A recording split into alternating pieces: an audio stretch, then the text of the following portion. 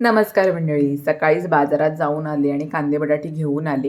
कांदे बटाटे आणि लसूण रॅकमध्ये मस्त लावून ठेवत होते आणि मग जेवणाची तयारी केली. जेवण वगैरे झालं आणि मग जेवण झाल्यानंतर बेसिंग असं पूर्ण भरलेलं असतं माझं आणि मग भांडी घासायला सुरुवात केली. हे आपल्या सर्व बायकांचं आवडीचं काम, भांडी घासायचं. टोपलाभर भांडी म्हणजे रोज 2-3 टोपलाभर तर होऊनच जातात, सकाळ, दुपार, संध्याकाळ.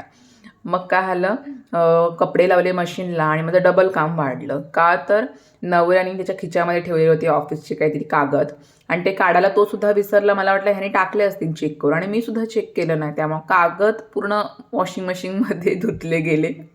म्हणजे त्या कागदांचे पूर्ण गोळा गोळा झाला आणि प्रत्येक कपड्याला ते चिकटलं. मग आता डबल मेहनत, मला परत कपडे धुवावे लागतील.